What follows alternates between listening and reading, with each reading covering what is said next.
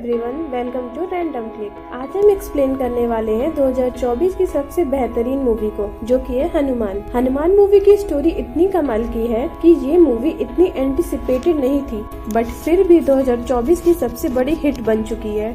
तो स्टार्ट करते हैं बिना किसी देरी के। बट बिफोर दैट, आप में से अगर कोई हमारे चैनल को पहली बार देख रहा हो तो आप हमारे चैनल को सब्सक्राइब जरूर कर लें। तो मूवी की शुरुआत होती है एक छोटे बच्चे से। बच्चे का नाम होता है माइकल। माइकल एक बहुत ही अमीर फैमिली से बिलोंग करता है, इसीलिए माइकल को बैटमैन, सुपरमैन और स्पाइडरमैन जैसे कैरेक्टर्स बहुत पसंद होते हैं। इसलिए वो दिमागी रूप से इन सारे सुपर हीरोज से इतना ज्यादा ऑब्सेस्ड होता है कि वो खुद भी इनकी तरह बनने की कोशिश करता है। और एक बार तो स्पाइडरमैन की तरह बनने के लिए वो अपने आप को एक स्पाइडर से भी कटवा लेता है, ताकि उसके पास भी स्पाइडरमैन जैसी पावर्स आ जाए। बट जाहिर सी बात है, उसके पास कोई सुपर पावर्स नहीं मिलती। इसके आगे हम ये देखते हैं कि माइकल के सामने कुछ बच्चे एक अकेले लड़के को पीट रहे होते हैं, और इसलिए माइकल खुद को एक सुपर हीरो समझकर उसकी हेल्प करता है और उसे उन सब से बचा लेता है। फिर हमें पता लगता है कि उस लड़के का नाम श्रीनिवास है, जिसे माइकल सीरी कहने लगता है। और फिर माइकल और सीरी दोनों दोस्त बन जाते हैं।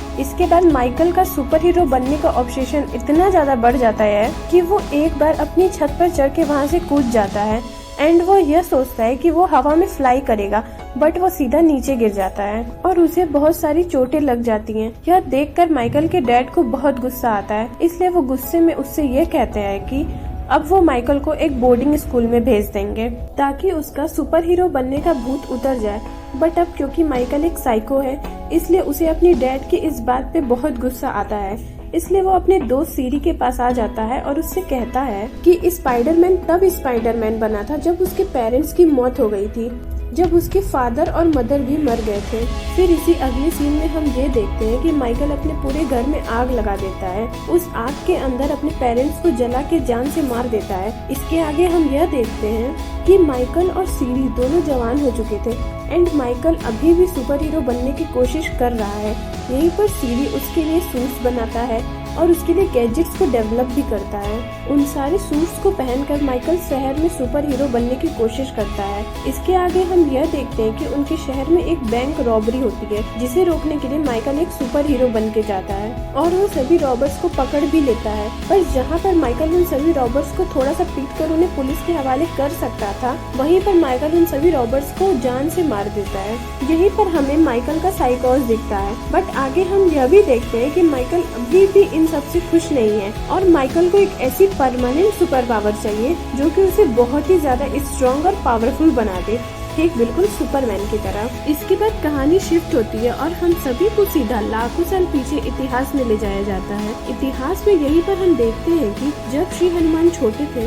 और उन्होंने सूर्य को आम समझ के खाने की कोशिश की थी, उस टाइम पर उन्हें रोकने के लिए देवताओं के इंद्रदेव ने उन पर प्रहार किया था, जिस वजह से जैसे ही उनका वज्र हनुमान जी पर पड़ा, वैसे ही श्री हनुमान जी के शरीर से उनका एक बूंद खून निकला और वो खून सीधा नीचे गिर गया। फिर श्री हनुमान का वो एक बूंद खून सीधा भारत देश के दक्षिण भाग के एक नदी में गिर गया। इसके बाद कहानी फिर से शिफ्ट होती है और हमें सीधा प्रेजेंट में लाया जाता है, यानी कि ठीक अभी के टाइम पर। अब यहाँ पर कहानी की शुरुआत होती है दक्षिण भारत के एक छोटे से गांव से, जिस गांव का नाम होता है अंजना दरी। एंड इसी गांव के पहाड़ पर श्री हनुमान की ये बड़ी सी मूर्ति भी होती है। इसके बाद गाँव के अंदर एंट्री होती है हमारे मूवी के हीरो की, जिसका नाम होता है हनुमान। बट हम ये देखते हैं कि हनुमंत एक बहुत ही लापरवाह और आवारा किस्म का लड़का होता है। बट हनुमंत के पेरेंट्स नहीं होते और वो अपने घर में अपनी बड़ी बहन के साथ रहता है। उसे ना तो किसी चीज से मतलब होता है और वो ना ही कोई काम धंधा करता है। और इधर ही हनुमंत के साथ ही हमें इस मूवी की हीरोइन भी दिखती है,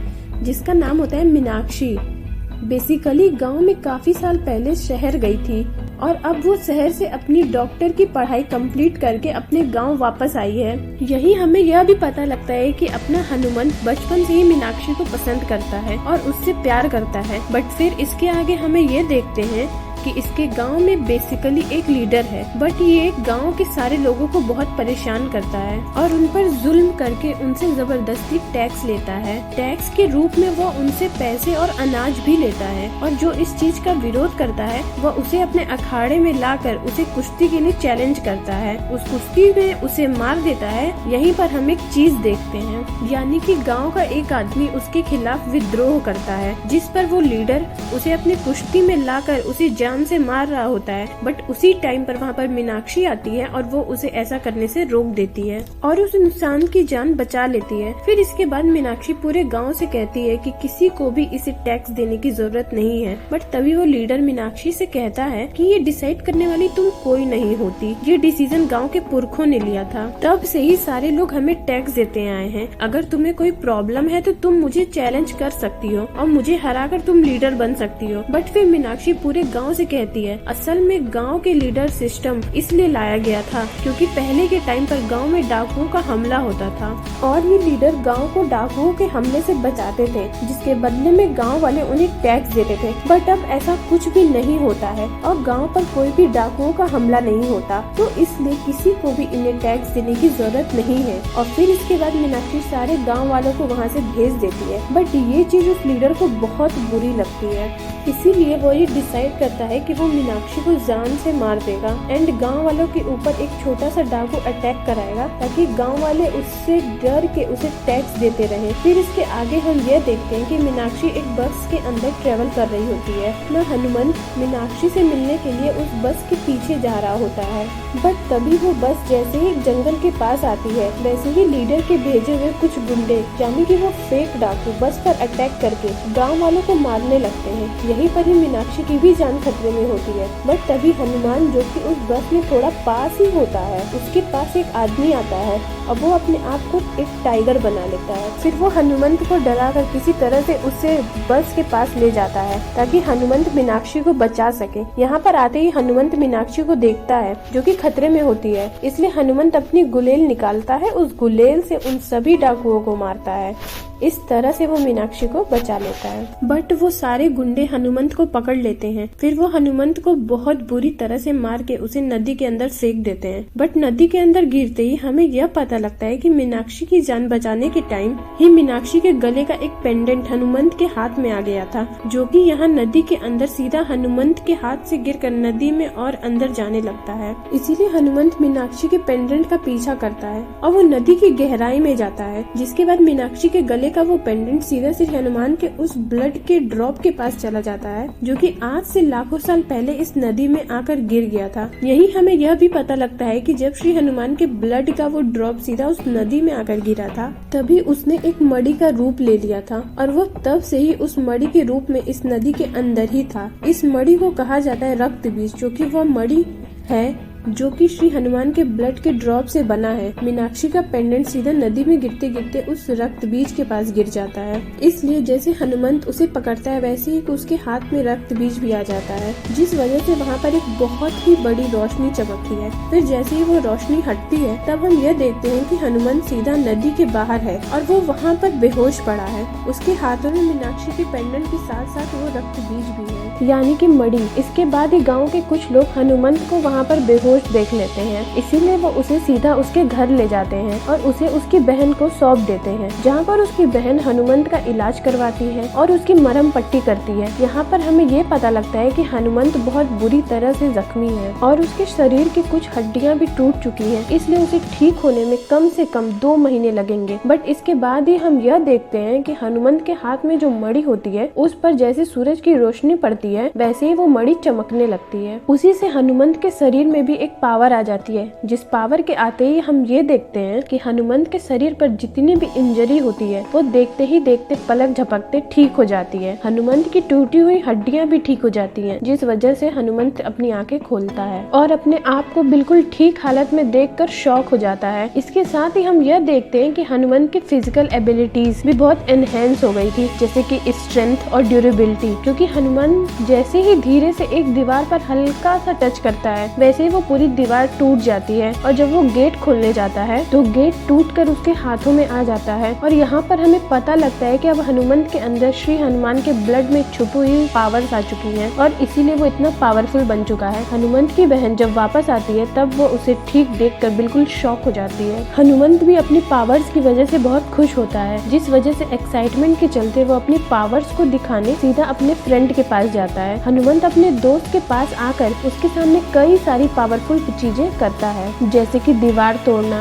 और लोहे की चीज को पिचका देना। बट इन सब को देखने के बाद भी उसका दोस्त उस पर बिलीव नहीं करता है और वो हनुमंत से कहता है कि ये सब तो कोई भी कर सकता है। इसके लिए हनुमंत अपने दोस्तों के साथ सीधा ट्रेन के पास जाता है और वो ट्रेन के सामने आ जाता है। वो उससे कहता है कि अब वो ट्रेन को रोकेगा, बट अब क्योंकि ट्रेन बहुत फास्ट होती है इसलिए ट्रेन सीधा हनुमंत को उड़ा देती है। तब भी हम ये देखते हैं कि हनुमंत अभी जिंदा है और उसे खरोच तक नहीं आई है, लेकिन यह देखकर हनुमंत के फ्रेंड को उस पर बिलीव हो जाता है कि सच में हनुमंत के अंदर पावर्स आ चुकी हैं। इसके बाद ही हनुमंत अपने दोस्तों को मीनाक्षी के बारे में भी बताता है और वह उससे कहता है कि पिछली रात को उसने मीनाक्षी की मदद की थी, उसका एक पेंडेंट उसके पास रह गया था। सो उसके बाद वो उससे डिसाइड करता है कि अब वो सीधा मीनाक्षी के पास जाएगा और उसका पेंडेंट उसे देते हुए उसे सब सच बता देगा कि कल रात को उसी ने उसकी हेल्प की थी। बट जब हनुमंत अपने दोस्तों के साथ सीधा मीनाक्षी के पास जाता है तब पेंडेंट उसको देने से पहले ही गांव का एक बंदर उसकी जेब से पेंडेंट चुरा लेता है, जिस वजह से हनुमंत मीनाक्षी के सामने कुछ भी साबित नहीं कर पाता। बट इसके कुछ इवेंट्स के आगे ये लोग देखते हैं कि गांव का एक बूढ़ा आदमी उसके सामने जहर पी रहा होता है। इसीलिए वो लोग उसे रोकते हुए उससे पूछते हैं कि आखिर वो ऐसा क्यों कर रहा है, जिस पर वो बूढ़ा आदमी मीनाक्षी, हनुमंत और उनके दोस्तों को बताता है कि गांव का लीडर उन सब पर बहुत जुल्म करता है। उसने अभी टैक्स के रूप में न सिर्फ उसके सारे पैसे छीन लिए बल्कि उसके घर में जितना राशन था वह सब भी छीन लिया है, जिस वजह से उसका परिवार भूखा मर रहा है। इसीलिए वो अपने आप को मारना चाहता है। यह सुनकर मीनाक्षी सभी लोगों के साथ सीधा उस लीडर के पास जाती है, उसे यह सब रोकने के लिए कहती है। बट वह लीडर सीधा मीनाक्षी को चैलेंज कर देता है। वो मीनाक्षी से कहता है अगर वो उसे कुश्ती में हरा देगी तो वो ये सब बंद कर देगा। बट इसके साथ ही वो मीनाक्षी के बारे में कई सारी बुरी बातें भी कहता है और इसीलिए ये सारी बातें सुनकर अपने हीरो हनुमंत को गुस्सा आ जाता है। इसीलिए वो उस लीडर को चैलेंज कर देता है और फिर वो उसके साथ कुश्ती करने आ जाता है। बट यहीं पर हम यह भी देखते हैं कि सूरज बादलों में छुप जाता है, जिस वजह से वो लीडर हनुमंत को बहुत बुरी तरह से मारने लगता है। फिर हम यह जानते हैं कि असल में हनुमंत की पावर्स तभी एक्टिव रहेंगी जब तक सनलाइट रहेंगी। सनलाइट के रहने के साथ साथ भी उस मणि को निकाल कर सीधा सनलाइट पे रखना होगा। अगर उसके बाद जो रिफ्लेक्शन उसकी आंखों पे पड़ेगी वही रिफ्लेक्शन उस पावर को एक्टिव करेगी। अब क्योंकि सूरज बादलों में छुपा हुआ है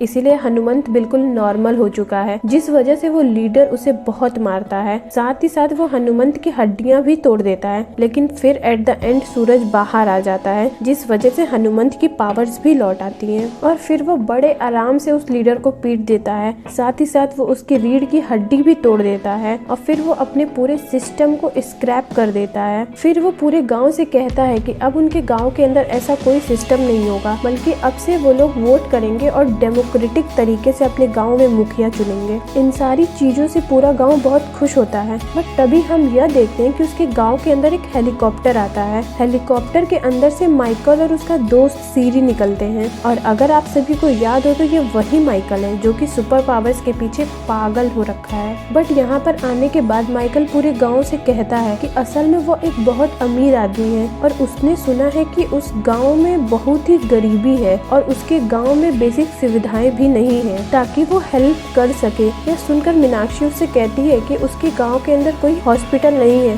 सो अगर वो हेल्प करना चाहता है तो गांव में हॉस्पिटल बनवा सकता है। जो सुनकर माइकल उसकी बात के लिए राजी हो जाता है और वो गांव वालों से कहता है कि गांव के अंदर एक बड़ा सा हॉस्पिटल बनेगा। बट फिर इसके बाद ही हमें बैक स्टोरी में दिखाया जाता है माइकल के यहाँ पर आने का असली रीजन। अब आपको याद हो तो मैंने वीडियो में पहले बताया था कि हनुमंत अपने दोस्तों को अपने पावर शो करने के लिए एक ट्रेन के सामने आकर उससे टकरा जाता है। तो असल में जब ऐसा हुआ था तो वहीं पर पास खड़े एक आदमी ने हनुमंत की वीडियो बना ली थी और उसे इंटरनेट पर अपलोड कर दिया था और फिर इसलिए जैसे कि माइकल ने वो वीडियो देखी, देखते ही वो समझ गया था कि हनुमंत एक बहुत ही पावरफुल आदमी है, क्योंकि जिसे ट्रेन से टकराने के बाद भी खरोच तक न आए वो कोई नॉर्मल आदमी हो ही नहीं सकता। इसके बाद कहानी फिर से प्रेजेंट में आती है जहाँ पर माइकल हनुमंत से हाथ मिलाता है और वो अपने हाथ में लगे एक टूल के जरिए हनुमंत के हाथ से ब्लड का एक ड्रॉप निकाल लेता है। फिर वो उसके ऊपर एक्सपेरिमेंट करता है और उसके बारे में जानने की कोशिश करता है। बट माइकल को ये पता लगता है कि हनुमंत के ब्लड में कुछ भी खास नहीं है, वो एक नॉर्मल ह्यूमन का ही ब्लड है, उसकी बॉडी में कोई भी सुपर पावर्स नहीं है। बट फिर इसके बाद ही माइकल इस बात के लिए श्योर हो जाता है कि हनुमंत की बॉडी में तो कोई पावर नहीं है, लेकिन हो ना हो हनुमंत के पास कोई ऐसी चीज है जो कि उसे समय आने पर पावर्स देती है। फिर इसी बारे में पता लगाने के लिए माइकल हनुमंत को किडनैप करवाता है और अपने आदमियों के जरिए उससे इंटरोगेशन करता है। खुद दूर रहकर एक कैमरे के जरिए सब कुछ देख रहा होता है। बट इस इंटरोगेशन के अंदर किसी तरह से माइकल मड़ी से पावर्स को एक्टिव करके उन सभी गुंडों को पीट कर वहाँ से निकल जाता है। लेकिन माइकल कैमरे के अंदर यह देख लेता है कि हनुमंत के पास एक मड़ी है, जिस मड़ी को सनलाइट में लाने पर हनुमंत को उससे पावर्स मिलती हैं। इसके बाद माइकल सीरी से मिलता है, जहाँ पर हम यह देखते हैं कि उसने सीरी के जरिए अपने लिए एक बहुत ही पावरफुल सूट बना रखा है, एक ऐसा सूट जो कि उसे बहुत ही पावरफुल बना देगा। बट यहीं पर ही वो सीरी से कहता है कि अब उसे पता लग चुका है कि हनुमंत को उसकी पावर्स कहाँ से मिलती हैं, इसीलिए वो हनुमंत के साथ साथ इस पूरे गांव को मारकर डिस्ट्रॉय कर देगा और उस पावर सोर्स को हासिल कर लेगा। उसके बाद उस पावर्स को पाकर वो पूरी दुनिया पर राज करेगा। बट यह सुनते ही सीरी ये समझ जाता है कि माइकल एक बहुत ही बुरा इंसान है और असल में वो एक विलन है जो कि हर तरफ मार काट करना चाहता है। और आज के दिन उसकी शादी भी हो रही है। बट वहीं पर ही माइकल अपने गुंडों के साथ आता है और वो हनुमंत से उस मड़ी को छीनने की कोशिश करता है। बट फिर यहीं पर ही हनुमंत मड़ी से पावर्स लेता है और फिर वो माइकल और उसके गुंडों का सामना करता है। और इसी फाइट के अंदर माइकल हनुमंत के ऊपर गोली चला देता है। बट उस गोली से हनुमंत को तो कुछ भी नहीं होता, लेकिन वो गोली हनुमंत के आर पार जाकर उसकी बहन को लग जाती है। यह देखकर हनुमंत को बहुत गुस्सा आता है और वो माइकल के साथ साथ सारे गुंडों को पीट कर अपनी बहन को वहाँ से दूर ले जाता है और उसे जिंदा करने की कोशिश करता है। लेकिन तभी हम यह देखते हैं कि सूरज बादलों के पीछे छुप गया है, जिस वजह से मड़ी काम नहीं करती है और हनुमंत की बहन उसके सामने मर जाती है। इस वजह से हनुमंत को बहुत गुस्सा आता है और इसी गुस्से में आकर वो मड़ी को गांव के अंदर बहुत दूर फेंक देता है। और वो मड़ी से कहता है कि इन सारे फसाद की जड़ वो मड़ी है, क्योंकि अगर वो मड़ी उसके लाइफ में नहीं होती तो आज उसकी बहन जिंदा होती। लेकिन हनुमान जब वो मड़ी को फेंकता है तब माइकल का एक आदमी उसे देख लेता है, इसीलिए वो सीधा माइकल को बता देता है। जिसके बाद माइकल ये जान जाता है कि मड़ी गांव के अंदर कहीं पर है, इसलिए वो इस बार वो अपनी पूरी तैयारी करता है और अपने सारे आदमियों के साथ मिलकर सीधा गांव आता है। इसके साथ ही वो ड्रोन के जरिए पूरे गांव में एक गैस फैला देता है, जिसकी वजह से जो भी गांव के अंदर उस गैस को सूंघता है वो सब अपनी जगह पर जम जाते हैं। मीनाक्षी जैसे ही देखती है वैसे ही मीनाक्षी अपनी सांस को रोककर सीधा भागते हुए हनुमंत के पास जाती है और वो हनुमंत से कहती है कि उसे गांव को बचाना होगा वरना माइकल पूरे गांव को मार देगा। बट यहीं पर हम देखते हैं कि उसकी बहन के मरने की वजह से हनुमंत अब पूरी तरह से होपलेस हो चुका था, इसलिए वो मीनाक्षी से कहता है कि मैं तो अपनी बहन को ही नहीं बचा पाया तो मैं इस पूरे गांव को कैसे बचाऊंगा,